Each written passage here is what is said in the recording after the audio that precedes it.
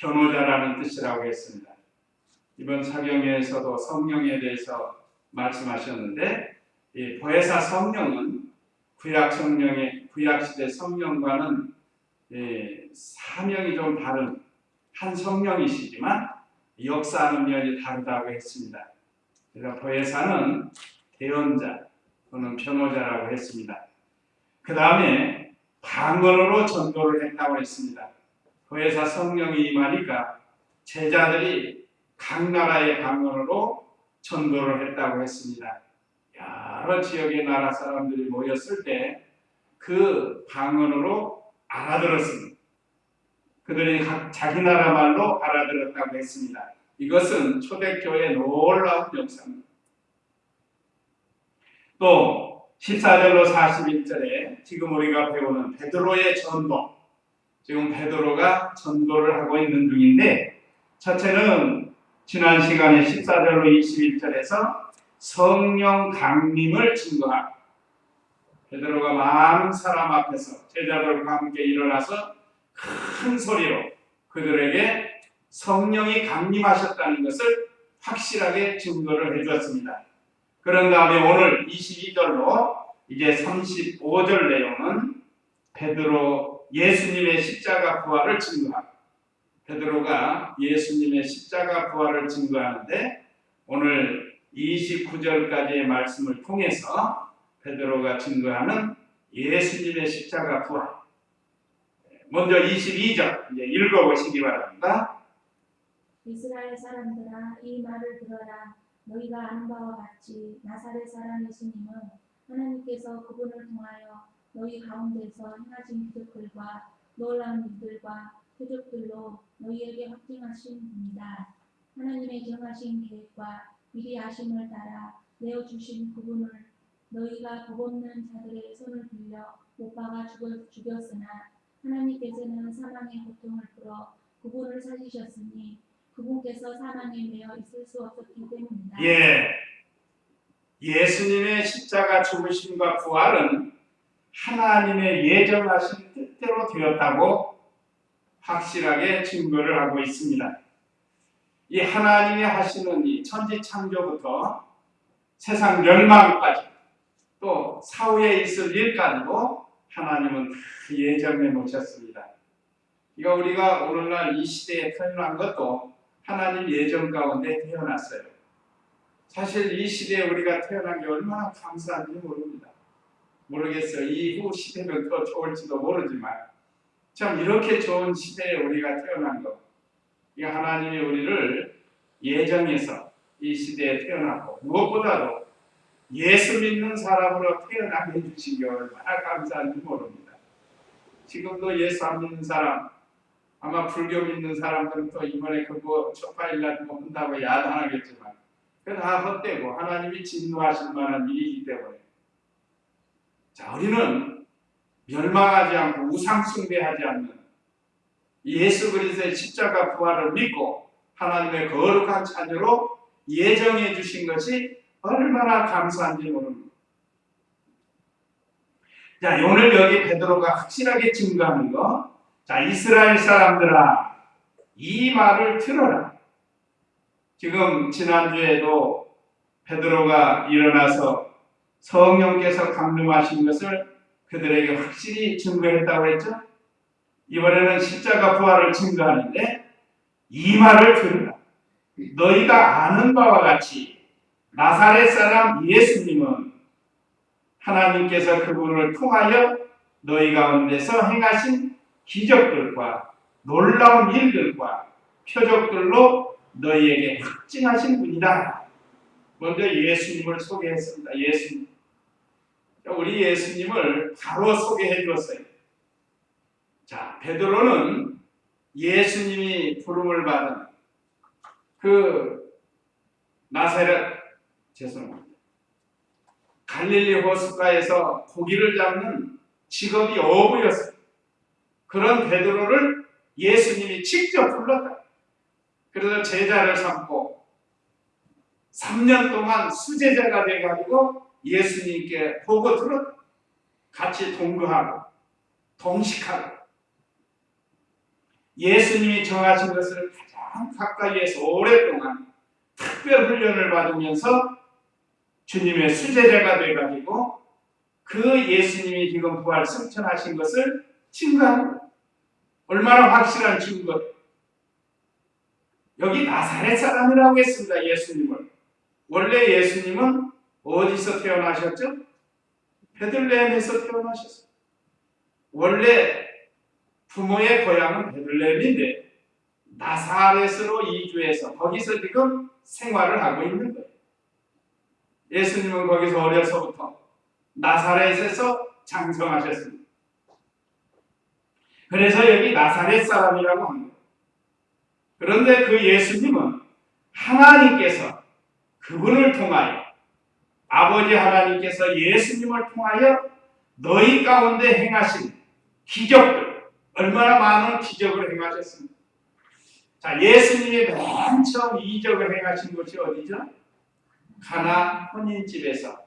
무슨 이적이죠? 물이 포도주가 되게 한 거예요. 물이 포도주가 되게.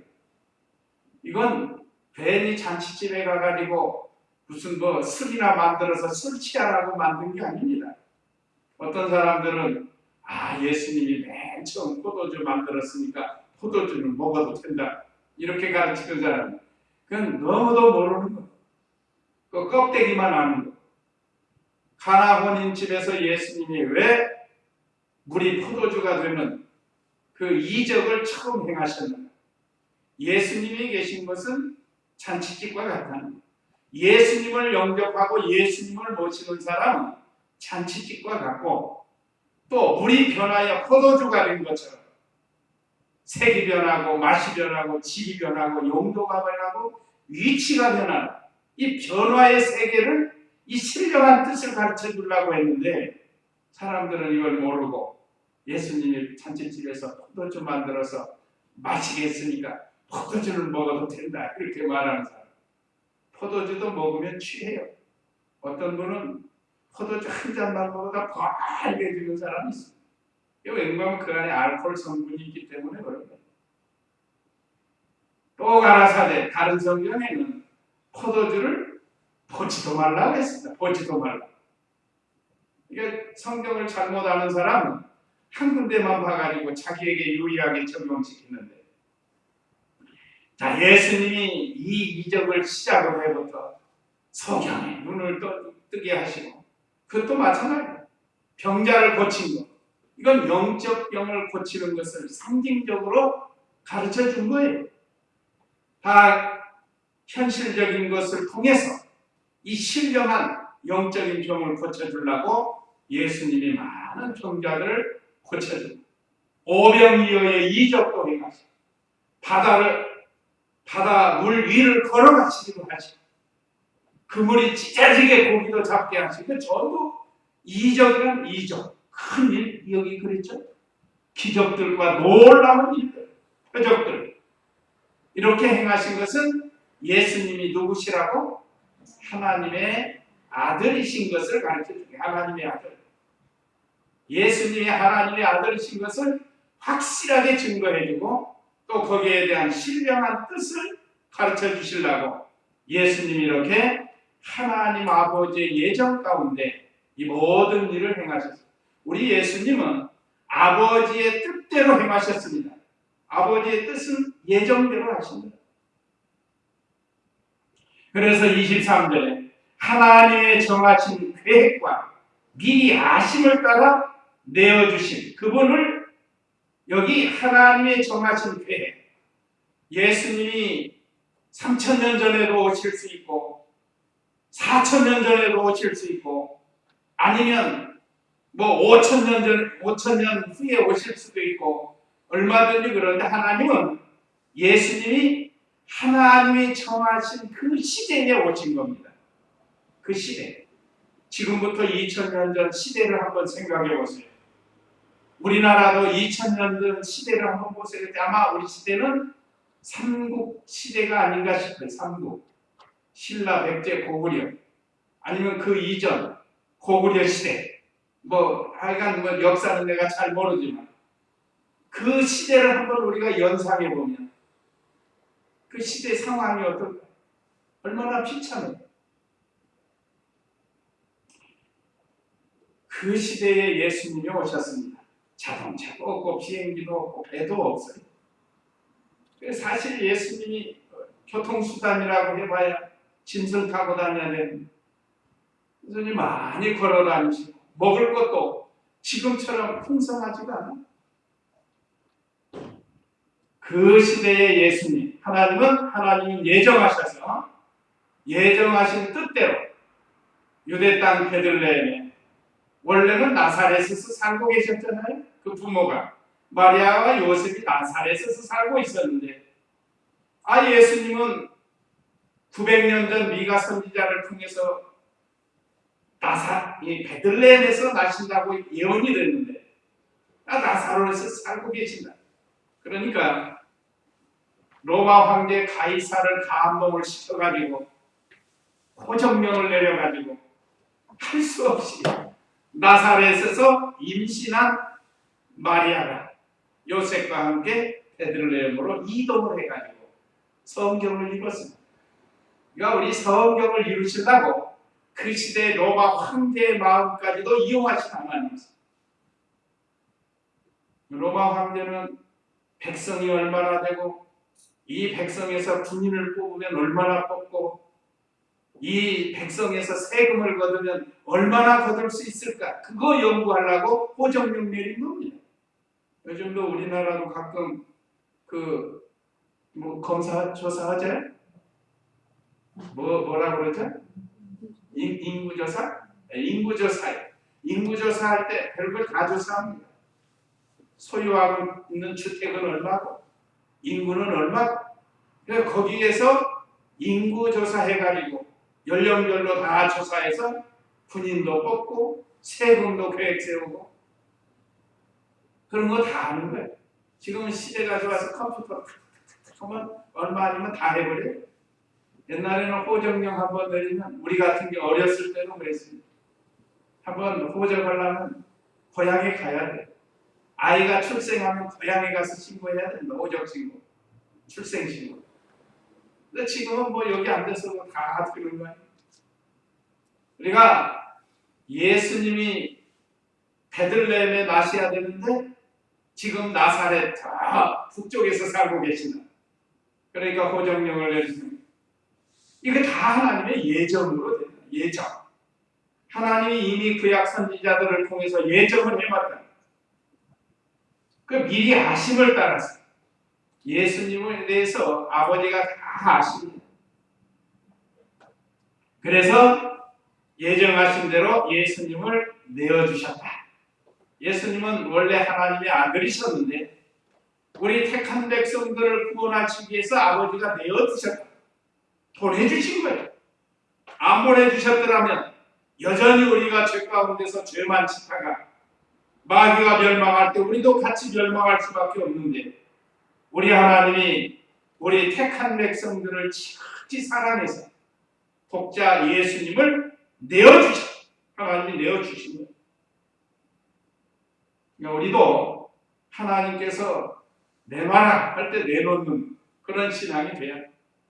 아버지께서 우리에게 독자도 아끼지 아니하시고 내어주셨는데 우리도 하나님께서 내놔라 할 때는 내어줄 수 있는 그런 믿음이 되라는 거예요. 그런데 내어주신 그분을 예수님을 너희가 법 없는 자들의 손에 빌려 그랬어요. 법 없는 자가 누구죠? 율법 없는 이방인 특별히 여기 누구를 지칭하겠죠? 빌라도에게 내어줬다. 빌라도는 이 법 없는 자. 뭐 자기 나라 로마법은 가지고 있지만 율법이 없다는 하나님 섬기는 법이 없는 거예요, 그 사람. 그래서 지금도 교회 어떤 사사로운 것은 이방 재판소에 안 가는 거예요, 교회. 그러나 다 그런 건 아니고 또 이방 재판에서 판결을 받아야 할 것은 알 수 있는데 특별히 교회 안에 어떤 소송 문제 그런 거는 이방에 가지 않도록 하라고 했습니다. 여기 예수님이 법 없는 빌라도의 손에 손을 빌려서 종교 지도자들이 예수님을 못 박아 죽였다. 이 십자가의 죽으심을 지금 베드로가 증거하고 있습니다. 이 유대인들이 그렇게 했다는 거예요. 이미 이제 세월이 흘러서 예수님이 어떻게 죽었는가 모르는 사람들에게 일깨워주는 거예요. 오늘날 우리도 이 복음이 핵심이 십자가 부활인데 이 복음의 핵심을 믿지 않는 사람들에게 계속 말해줘야 돼요. 말해줘야 돼요. 베드로도 계속해서 이 복음을 전했습니다. 그래서 빌라도의 손을 빌려서 못 박아 죽였는데 사실은 너희들이 죽였다. 너희들이. 그러니까 지금 회개하라고 지금 십자가 부활을 증거하는 겁니다. 그런데 24절에 하나님께서는 사망의 고통을 풀어 그분을 살리셨으니 부활했다. 우리 예수님은 사망의 고통에 얽매여 있는 분이 아니라는 거예요. 거기서 부활이라는 영광스러운 부활을 이용해서 사망의 고통에서 사망을 이기고 살아나셨다. 사망에서 헤어날 자가 없습니다. 사망에서 헤어날 자 누가 있겠어요? 그런데 사망의 고통에서 풀어주신 분은 하나님이세요. 하나님. 그래서 그분을 살리셨으니 하나님 아버지께서 예수님을 살리셨다. 그래서 그분께서 사망에 매여 있을 수 없었기 때문이다. 사망은 뭘로 왔다고 그랬죠?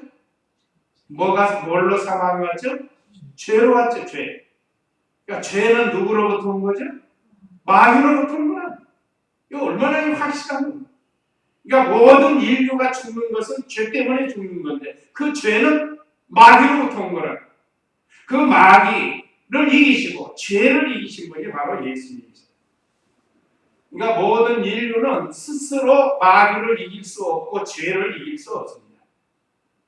우리 안에 죄는 우리가 가지고 있는 죄는 크게 원죄가 있고 본죄가 있습니다.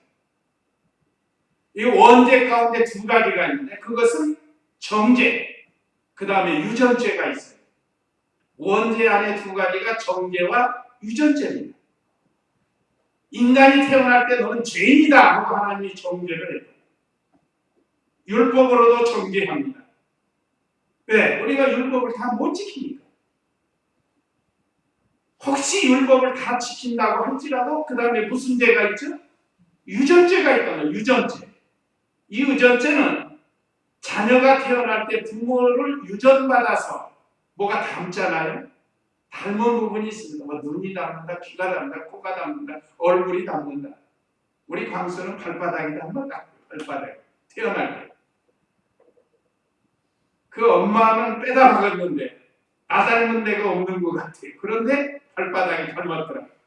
하여간 어딘가 모르게 닮는 거예요. 그게 유전이에요, 유전. 크면서는 조금씩 이제 잘 닮는 게 나타나는데 처음에 태어날 때는 이 남자 데가 없어요. 조금 섭섭하더라고요, 태어나는. 그런데 이제 크면서 닮아가는 거예요. 그게 왜 그런가? 유전이에요, 유전. 모습도 닮아가지만 여기서 유전죄라는 건 죄도 유전이 된다는 거예요. 아담이 가진 죄가 가인과 아벨에게 유전이 돼요. 가인과 아벨이 지은 죄가 그 죄성이 그 후손에게 유전이 됩니다. 그래서 유전이 계속 됩니다. 그래서 모든 인류는 죄를 유전받고 유전을 가지고 태어납니다. 그래서 우리 인류는 태어날 때부터 죄입니다. 공자는 성선설을 주장했다는데 우리하고 안 맞아.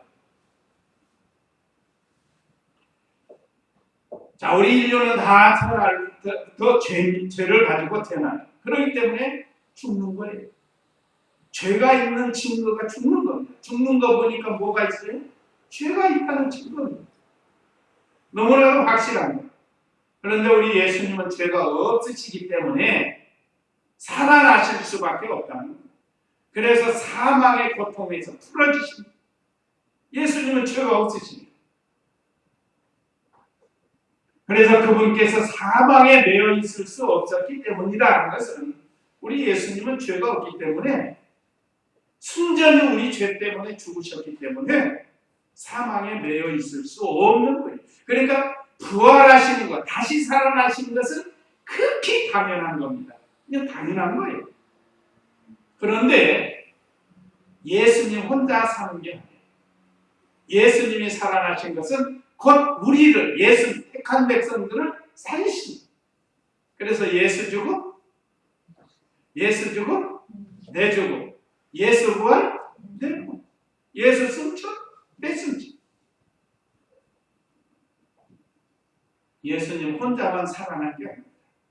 예수님을 믿는 모든 사람들을 살려주시는데 그 살아난 몸이 또 얼마나 신기해요. 그게 부활체거든요. 부활체. 그러니까 이런 몸으로 그냥 사는 게 아니고 우리 죽었던 영만 사는 게 아니고 우리 육체도 예수님처럼 부활한다는 겁니다. 예수 믿을 때 죽었던 영은 살고 육체도 다시 예수님이 재림하시면 다 다시 살고 변화가 된다는 뜻입니다. 이게 얼마나 큰 지금 베드로가 이런 신앙 속에서 유대인들에게 가르쳐 주는데 이 유대인들이 몰라요. 중생하지 못하면 절대 모릅니다. 이 죽었던 영이 다시 살아나지 못하면 아무리 훌륭한 사람이고 유명한 사람인데도 알 수가 없는 거예요. 죽었기 때문에. 그런데 우리는 다 살려주셨어요. 살려주셔서 너무나도 확실하게 믿어지는 거예요. 그렇죠? 그렇죠? 다른 데 같은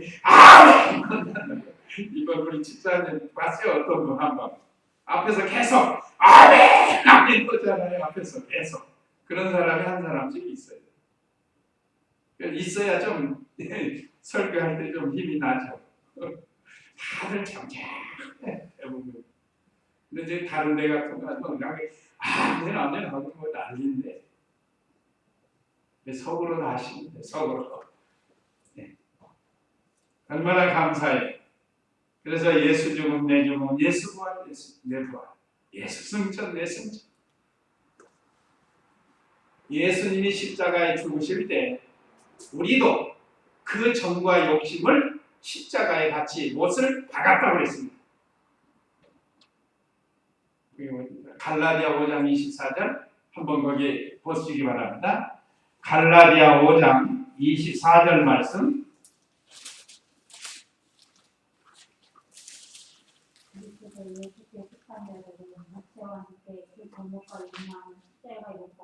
네. 자, 그리스도 예수께 속한 자들은 육체와 함께 그 정욕과 욕심을 십자가에 못 박았다. 조금 또 내 성경하고 또 다른데 이렇게 번역에서 나온 구역에는 그 정과 욕심을 십자가에 못 박았다고 했습니다. 그러니까 예수 죽음 내 죽음이에요. 또 예수님 부활한 것 고린도전서 15장에 보면 만일 죽은 자가 다시 사는 것이 없으면 그렇다면 예수님이 다시 살아날 일이 없다는 거예요. 그러니까 예수님 부활이 곧 우리의 부활이 되는 겁니다. 그래서 베드로가 이스라엘 사람들아 이 말을 들으라 하면서 예수님의 십자가 부활을 큰 소리로 증거해 주었습니다. 그러니까 오늘날 우리도 다른 거 없어요. 예수님이 십자가 부활을 믿지 않는 사람들에게 힘있게 전해주면 돼요. 믿고 안 믿고는 하나님께 달렸습니다. 이 복음이 바로 생명입니다. 그래서 우리 예수님은 고린도전서 15장 21절에 부활의 첫 열매가 되신 분이에요. 오늘날도 우리가 먼저 예수님의 이 부활, 십자가 부활의 확신을 갖고 우리도 죄사함 받고 부활의 소망을 확신을 가지고 다른 사람들에게 담대히 전해야 돼. 누구처럼? 베드로처럼. 오늘 지금 주인공이 베드로가 지금 증거한 겁니다. 자, 그 다음에 25절로 29절은 다윗도 예수님을 구세주로 믿었다고 예언했습니다. 다윗도 예수님보다 1000년 전 사람이지만 오실 예수 그리스도를 믿었다. 예수님의 그 구세주로 믿고 예언을 한 내용인데 25절 읽어보세요. 다윗이 그분에 대하여 말하였다. 나는 내 앞에 계신 주님을 항상 배웠으니 이는 나를 흔들리지 않게 하시려고 그분께서 내 오른쪽에 계시기 때문이다.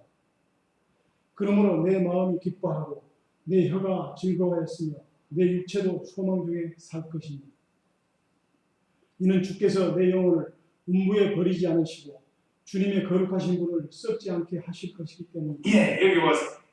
예수님의 부활을 지금 다윗이 증거하는데 오늘 이 말씀은 시편 16장 8절에서 11절 말씀을 인용한 겁니다.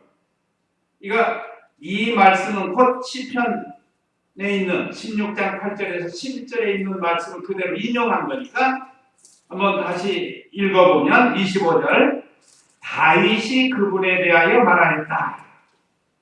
나는 내 앞에 계신 주님을 항상 배웠으니 아까 말씀드린 예수님은 다윗의 뭘로 오셨죠? 다윗의 후손으로 오신 거예요. 혈통적으로 보면.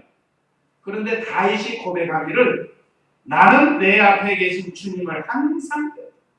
예수님을 주님으로 모신 겁니다.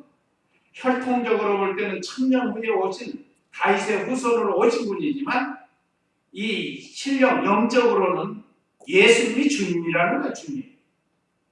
그러니까 영안이 열려서 주님을 바라본 겁니다.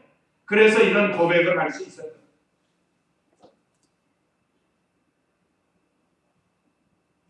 예수 그리스도의 신성은 영원한 하나님이시라는 것을 증거한 겁니다. 그래서 나는 내 앞에 계신 주님을 항상 배웠으니 다윗이 오실 예수 그리스도를 늘 앞으로 오실 예수님을 보았다. 영으로 항상 배웠다고 그랬죠. 예수님은 신성으로 영원한 하나님이시기 때문에 어제나 오늘이나 영원토록 동일하신 분입니다. 구약 시대의 성자가 다르고 신약 시대의 성자가 다르면 영원히 동일하신 하나님이시다. 그래서 다윗이 늘 그리스도와 함께 있었기 때문에 이는 나를 흔들리지 않게 하시려고 그분께서 내 오른쪽에 계시기 때문이다. 오른쪽은 뭘 가르친다고 그랬죠? 욕이나 능력을 상징한다고 했어요. 오른쪽. 욕인하고 능력 있는 것을 가르칩니다. 그래서 예수님이 다윗 우편에서 늘 능력으로 보호해 주시고 함께 해줬다는 거예요. 그랬죠? 그래서 나를 흔들리지 않게 합니다. 오늘 저와 우리 성도님들도 예수님이 우리 오른편에 계시면서 우리로 하여금 흔들리지 않도록 보호해 주시는 거예요. 그런데 내가 예수님 떠나면 예수님이 안 도와주셔요. 예수님이 내 오른편에 계신 걸 늘 믿고 그 예수님을 의지할 때 예수님이 우리를 다윗을 흔들리지 않게 하신 것처럼 오늘 우리도 흔들리지 않게 해주신다는 것입니다. 예수님이 내 우편에 늘 계십니다. 자, 오늘 우리가 지금 새벽에 누가 늘 하나님과 동행했다고 그랬죠? 에녹이 하나님과 동행했고 그 다음에 또 누가 했다고 그랬죠? 후대 노아가 했다. 노아도 늘 하나님과 동행했다고 그랬어요. 결혼해서 자녀를 낳고 가정생활하지만 그래도 늘 하나님과 동행했다고 했어요. 오늘날 우리도 예수님이 내 오른편에 계신 것을 늘 의식하고 능력으로 나를 지켜주시는 줄을 의식하고 그 예수님을 다윗과 같이 의지하고 살아야 돼요. 다윗은 어려서 소년 시절 때부터 여호와를 의지하고 살지 않았습니까? 여호와는 나의 목자시니 내가 부족함이 없으리라. 여호와 의지했다. 여호와는 언약대로 구원하시는 구원자라는 뜻입니다. 그러니까 다윗도 예수님을 구세주로 믿고 지금 예언을 하는 그 말씀을 베드로가 인용해가지고 지금 증거하는 거예요. 특별히 지금 증거 대상들이 유대인들 아니 유대인들, 이스라엘 사람들. 이스라엘 사람들은 다윗을 조상으로 믿고 섬기기 때문에 그 다윗을 통해서 하나님이 하신 역사를 지금 증거해 주는 겁니다. 그래서 26절에 그러므로 내 마음이 기뻐하고 예수님을 오른편에 모시고 사는 다윗은 늘 기뻐하면서 사는 거예요. 오늘 저와 우리 성도님들도 주님 안에서 늘 기뻐해야 합니다. 뭐 세상 것 좀 있는 걸로 기뻐하는 게 아니고 주님이 내 안에 있고 내가 주님 안에 있고 주님이 내 오른편에서 나를 흔들리지 않게 해주신다. 다윗과 같은 이런 신앙을 가진다고 하면 늘 기뻐할 수 있어. 나 두려움 없네. 두려움 없도다. 두려움이 없는 거예요. 주님이 옆에 계십니다. 또 내 혀가 즐거워하였으며, 여기 혀로는 뭘 하죠? 다윗이 얼마나 찬송을 잘하는 사람, 찬송하면서 즐거워하는 거예요. 찬송하면서. 참 우리에게 찬송 주신 게 얼마나 감사한지 몰라요. 그 참 좋은 가사와 곡조를 가지고 늘 즐겁게 하나님을 찬송하는, 그러니까 즐거워서 찬송하는 거예요. 사람이 즐거우면 찬송이 나오죠. 즐거울 때만 아닙니다. 힘들고 어려울 때도 찬송이. 주 아래 있는 나에게 난 근심이 있으랴. 얼마나 좋은 찬송들이 많은지 몰라요. 힘들고 어려울 때.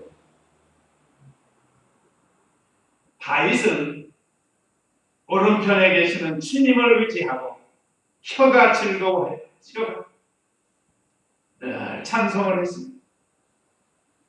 그러니까 우리 혀로 복음을 전하고 주님을 찬양하고 우리 혀로 하나님께 기도하고 이 혀를 가지고 못된 소리 하지 말고 순간적으로 못된 소리 나올 때가 있는데 그걸 잘 자가를 물려가지고 못된 건 하지 말고 좋은 걸 하라. 사람은 누구나 어떤 순간 어떤 것이 닥치면 이 거칠은 소리도 나오고 하는데 그걸 잘 절제를 하는 것이 훈련을 해야서 절제를 하는 것이 또 하나님을 찬양하고 기도하는 그런 혀가 되라는 겁니다. 또 내 육체도 소망 중에 살 것이니 그랬습니다. 우리 육체, 이 육체는 우리의 중생한 영과 옛사람, 마귀로부터 인도받는 옛사람으로 이용을 당하는 거예요. 그러니까 우리 몸은 이 하나의 이용 기관이에요. 그래서 중생한 영이 우리 마음을 이용해서 육체를 이용하며 오늘 여기 있는 말씀처럼 소망 중에 살게 되지만 이 마귀에게 옛사람, 부패한 성품이 이용해서 우리 육체를 이용하고 우리는 죄를 짓는 자리에 들어가는 거예요. 그러니까 우리 육체를 잘 사용을 해야 돼요. 늘 중생한 영에게, 중생한 영은 하나님이 쓰는 생명이라는 거예요. 새 생명. 하나님이 쓰는 새 생명. 그 새 생명이 우리의 마음을 주장해서 육체를 이용해야 해요. 그래서 늘 우리의 육체가 소망 중에 살아야 돼요. 선한 일에 이용당해야 돼요.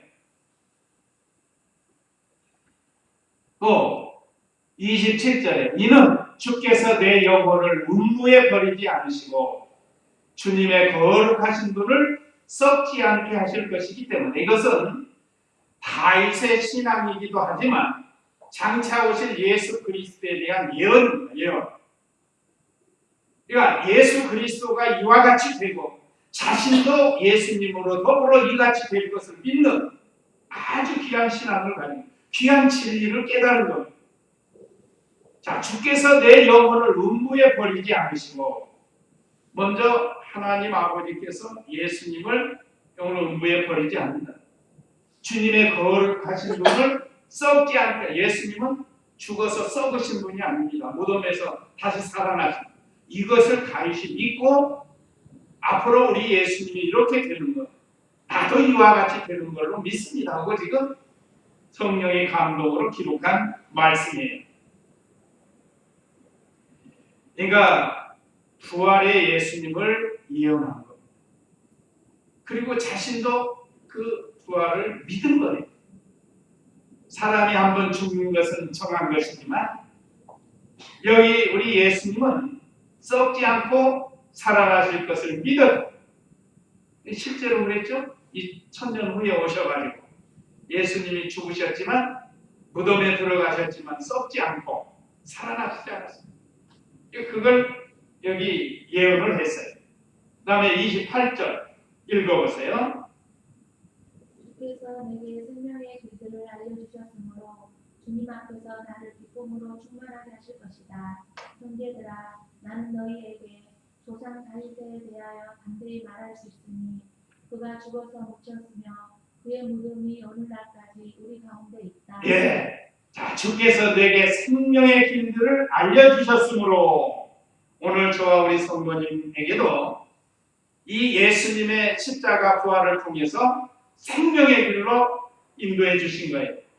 다윗에게도 알려주셨듯이 오늘 우리들에게도 알려주신 겁니다. 생명길, 영원히 사는 길.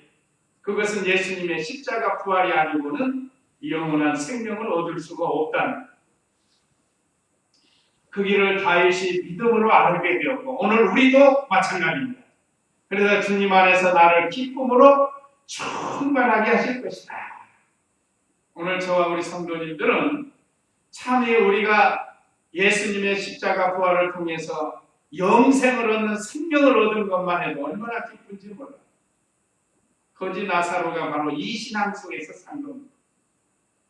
비록 세상에서는 몸이 아파서 거지 노릇을 하고 부잣집 상에서 떨어지는 부스러기를 먹고 살았지만 그 안에는 뭔 생명이 있어요? 영원한 생명. 예수 그리스도의 생명이 있었기 때문에 그가 죽어서 낙원에 올라가서 아브라함 품에 안깁니다. 아브라함 품에 안겼다는 것은 아브라함도 2000년 전에 2000년 후에 오실 예수 그리스도를 믿었다는 거예요.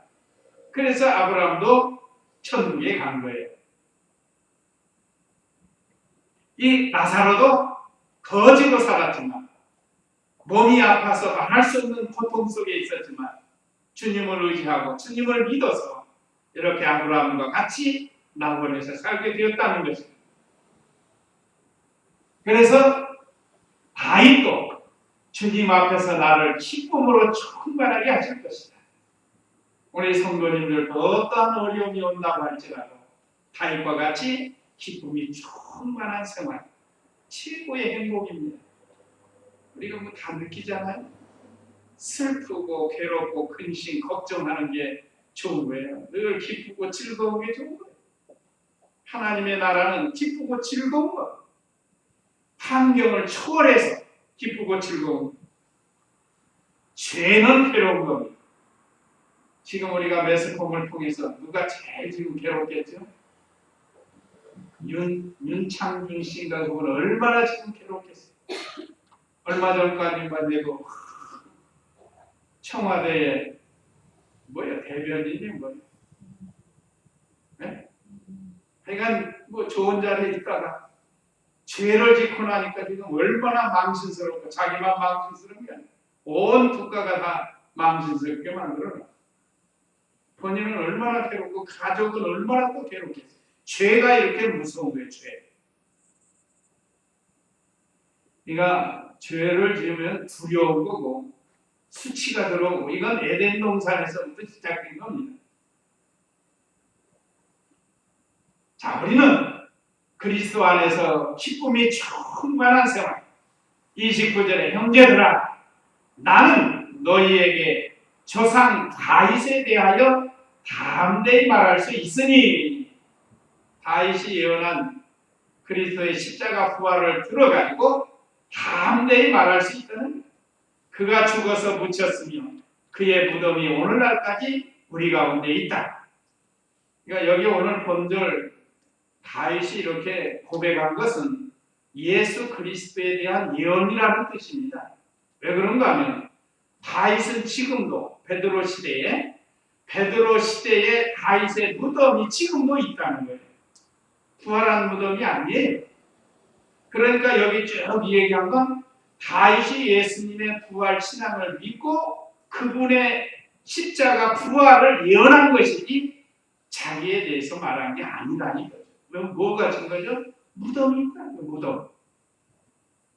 그러니까 유대인들은 이스라엘 사람들은 다윗이 위대한 조상인데 그보다 더 위대하신 분이 바로 예수님이라고 지금 베드로가 확실하게 말합니다. 예수님은 죽었다 살아나서 부활했다. 그 무덤은 빈 무덤. 그러나 다윗의 무덤은 지금 베드로 시대에까지도 있다. 그러니까 천년 전에 죽은 사람 무덤, 지금도 우리도 있잖아요. 역사적으로 이렇게 옛날에 조상들 죽은 사람들 무덤. 그러나 우리 예수님 무덤은 없습니다. 빈 무덤입니다. 자, 오늘 베드로가 이렇게 예수님의 십자가 부활을 확실하게 증거하고 조상 다윗을 들어서 다윗이 예언한 말씀을 들어서 증거했습니다. 오늘 저와 우리 성도님들도 예수님의 십자가로 제사함 받고 부활의 생명을 우리에게서 영생을 얻는 이걸 우리가 감사하고 또 이 믿음이 없는 다른 사람들에게도 이 복음을 증거할 수 있도록 베드로와 같은 이런 믿음, 다윗과 같은 믿음 되도록 우리 이 시간 다 같이 기도하겠습니다.